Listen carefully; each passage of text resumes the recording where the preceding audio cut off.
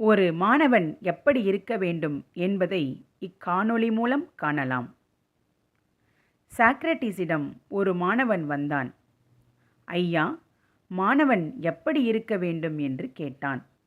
அதற்கு சாக்ரடீஸ், மாணவன் என்பவன் கொக்கு, கோழி, உப்பு போல இருக்க வேண்டும், உன்னைப் போலவும் இருக்க வேண்டும் என்றார்.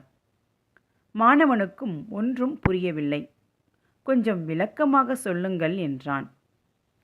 கொக்கு ஒற்றை காலில் நீண்ட நேரம் பொறுமையாக நிற்கும். மீன்கள் வந்தவுடன் விரைந்து செயல்பட்டு பிடித்துவிடும். அதுபோல ஒரு மாணவன் சரியான வாய்ப்பு கிடைக்கும்போது அதை பயன்படுத்தி அரிய செயல்களை செய்ய வேண்டும் என்றார்.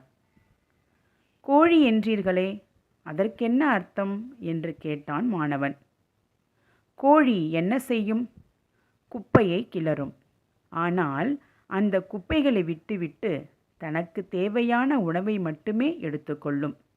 அதுபோல மாணவர்கள் தாம் சந்திக்கும் தீமைகளை தூரத்தில் தள்ளி நன்மைகளை மட்டுமே எடுத்துக்கொள்ள வேண்டும் என்றார் சாக்ரடீஸ். அடுத்து உப்பு போல் என்றும் சொன்னீர்களே. ஆமாம், உப்பை எந்த உணவோடு சேர்த்தாலும் அது இருக்கிறது என்று கூற முடியும். ஆனால் கலக்கிய உணவில் உப்பு கண்ணுக்கு தெரியாது. அதன் சுவையை மட்டுமே உணர முடியும்.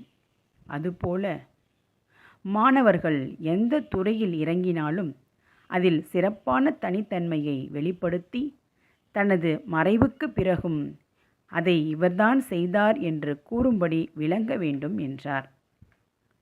கடைசியாக உன்னைப்போல் இருக்க வேண்டும் என்றீர்களே, அதற்கென்ன பொருள் என்று கேட்டான்.